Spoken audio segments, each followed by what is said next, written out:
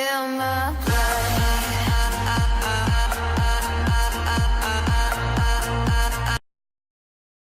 Hey, what is going on, guys? It is the MCU King here, and welcome to my first official video on this channel. I'm really looking forward to it. I'm looking forward to bringing out a lot of content from the world of movies, just talking about it with you guys. So today we're going to be starting a series called Ranked, and we're starting off with the films of the Marvel Cinematic Universe. So at the time of this video, there have been 13 films released in the MCU, and yeah, I'm just going to rank them from worst to best. So let's start off. Okay, guys, so at number 13 and at the bottom of my list, I have The Incredible Hulk. Now, I'd just like to say, I have nothing against this movie, and I actually quite like it. I think it's a decent superhero film, but it just feels disconnected from the rest of the MCU, mainly because they recast Bruce Banner.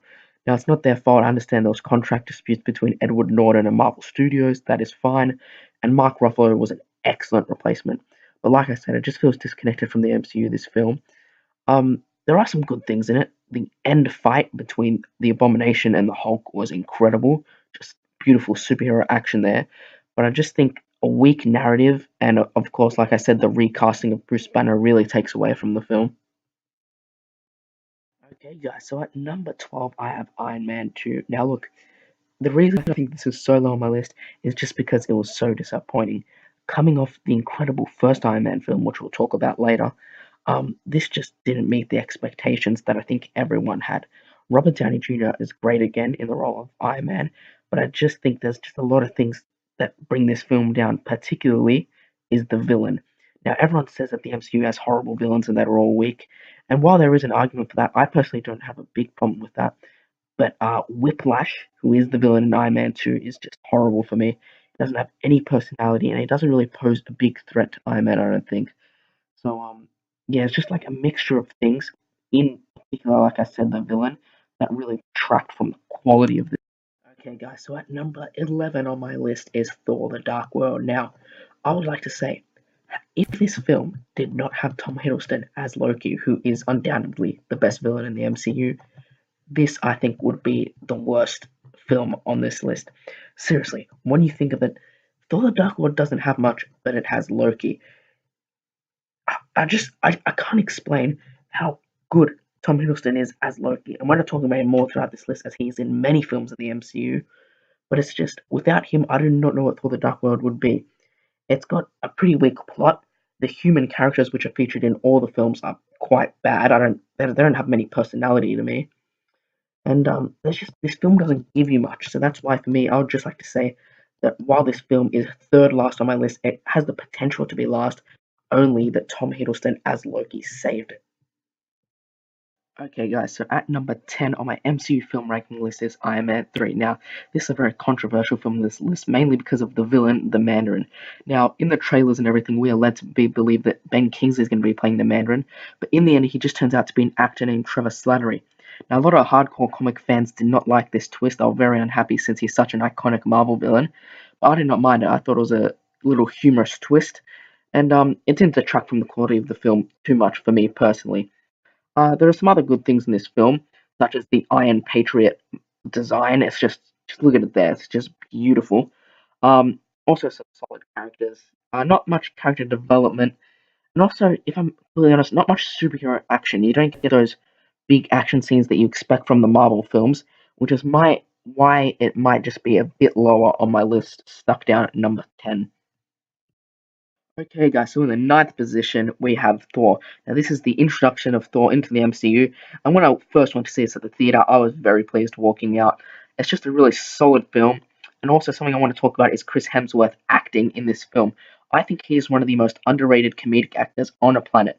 It's really funny seeing him try to adapt to human customs, and you know that scene in the coffee shop when he asked, "Another?" That is just hilarious. Also, Tom Hiddleston is here as Loki. He's great as always, as I mentioned before. And Anthony Hopkins as Odin is good as well. Just a really solid plot with really solid characters. This film, not much else to say. Okay, guys. So at the eighth position, we have Captain America: The First Avenger. Now, I just want to let you guys know that Captain America is my favorite Avenger. That doesn't sway my opinion of the movie at all, though, because I actually genuinely think that this is a good film. There's a lot of things I like about this. I think that it has a different tone to the rest of the MCU films as it is a period piece. It's really nice going back to the 1940s, and there's something about it that changes it from the modern day world that makes it unique, and that's something I really like. I also think the characters are pretty solid, and while there isn't as much humor as the regular MCU film, I still think that it gets over really well with the audience, and all the characters, like I said, are just great. Red Skull, probably the most underrated villain in the MCU, I would say. So, for me, Captain America. Okay, guys, so we're now officially in the top seven of this MCU ranking, and I think personally for me that the top seven are just that step above the previous ones we talked about. They're just great superhero action. Now, let's start off with the seventh position, Avengers: Age of Ultron. Now, a lot of people had problems with this film following the incredible first Avengers film, which we'll talk about later, but I did not mind it at all. I really like this film, and there's a lot to love about it. First thing I want to talk about is the character development. I thought there was a lot of that in this film. Tony Stark is still trying to deal with his guilt that he's had throughout all these films. He creates Ultron. He believes that it's going to safeguard humanity, but in the end, it obviously doesn't. Also, we have some new characters in this film, Quicksilver and Scarlet Witch. I think their introduction was handled really well. I like that. And Quicksilver's death, I think, was meaningful and it made sense. So I really like that. Also, something that a lot of people didn't like about this film was Hawkeye and his whole farm sequence thing. I really like that. I thought it gave the character backstory, which is something that Jeremy Renner's Hawkeye certainly needed. Also, the villain Ultron. Again, a lot of people had a problem with that since the source material was changed. I did not mind that. Again, a similar situation like the Mandarin. It wasn't a big problem for me, and in the end, I still like the James Spader quippy style of Ultron. And Avengers: Age of Ultron is in number seven in this. Okay, guys. So in the sixth position, we have Ant Man. Now, this film originally, I was very skeptical about this film, like many other critics and fans. I thought, how are Marvel going to pull off a superhero named Ant-Man? But in the end, they did it spectacularly. I think the comedic style of the film was awesome. One of the funniest MCU films, undoubtedly. No question about that. Um, Paul Rudd is great as Ant-Man. I think it's also given him a career renaissance.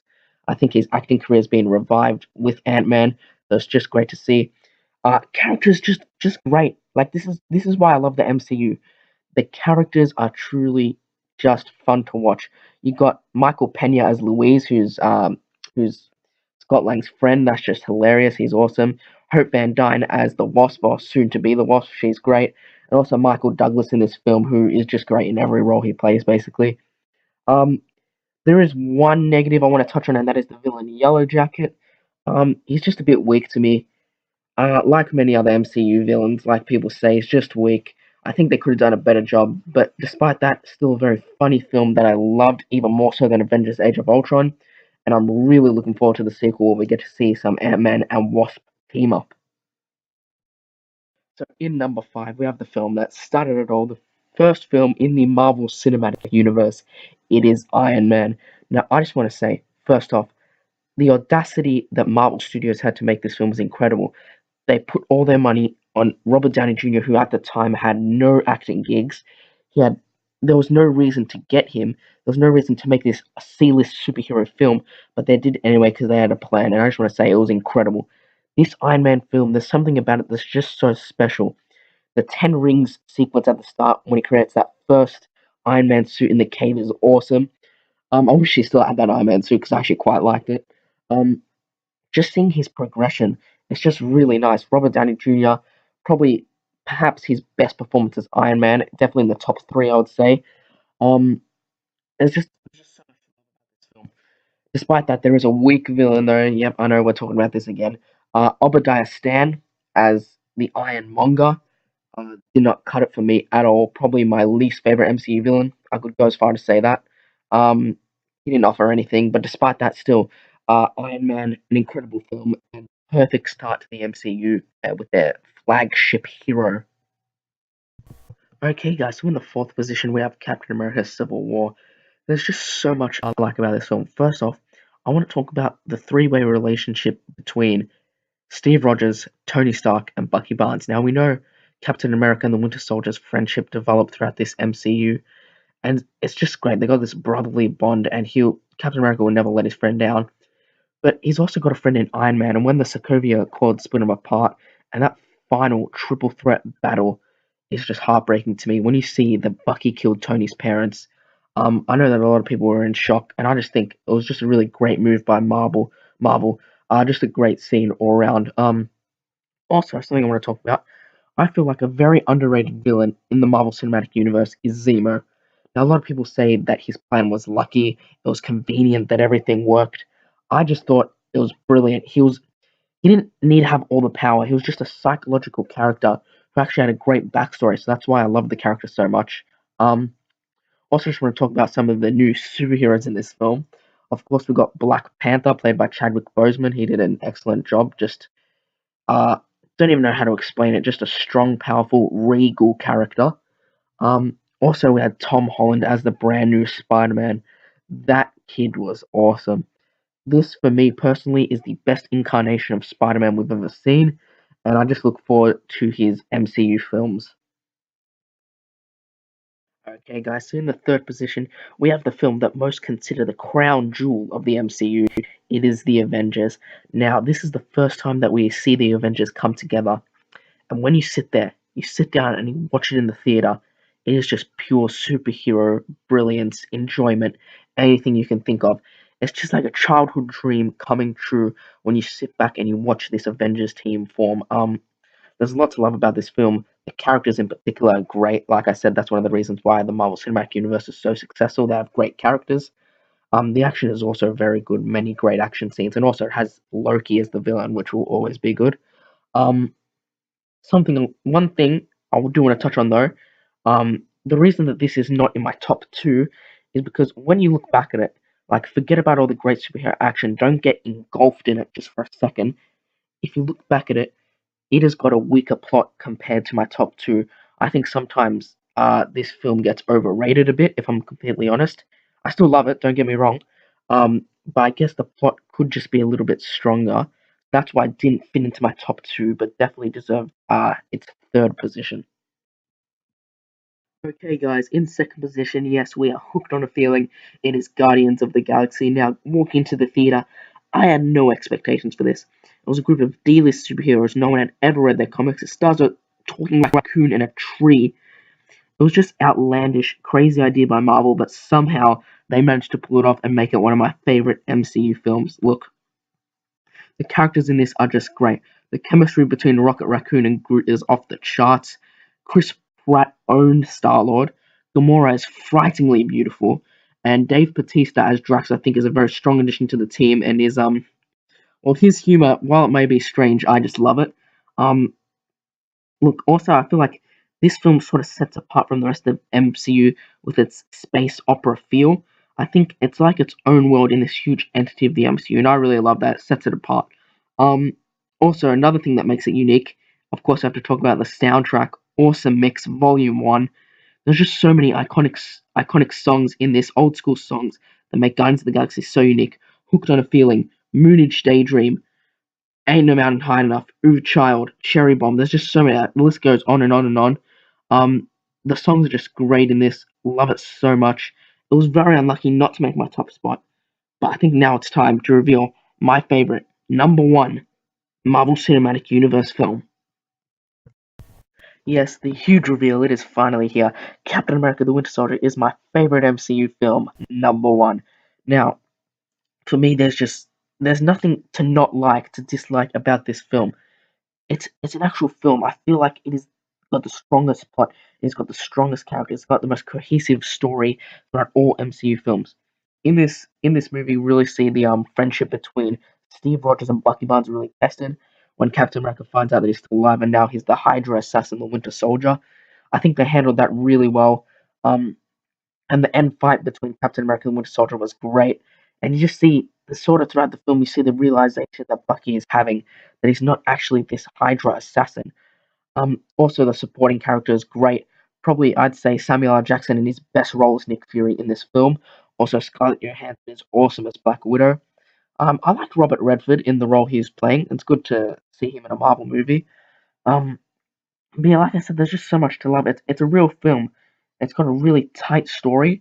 It's not too complicated. It doesn't involve too many big action scenes. It's just a nice story. Um, oh, I nearly forgot. We also get the introduction of Falcon in this movie, which is good. He's a big player in the MCU now. Um, but yeah, the list goes on and on and on about the positives, but in the end, I think the story is mainly about Steve Rogers and Bucky Barnes and their friendship, and that is really highlighted. The Russo brothers, who are basically the lead directors at Marvel now, as of the filming of this video, um, they just did a great job. The Russo brothers, hats off to them. They also did a good job with Civil War, but for me, this was just that bit better. It is my favorite MCU film, coming in at number one. Captain America: Winter Soldier wins. Okay, guys, so that's the end of my video. Thank you so much for viewing my ranking of the films of the Marvel Cinematic Universe. I enjoyed doing this video so much, and I hope you guys enjoyed watching it. Please leave a like, share, and subscribe. This MCU King YouTube channel will grow, get more movies content coming soon. But yeah, you just have to be subscribed to see it. So, for next time, see you soon.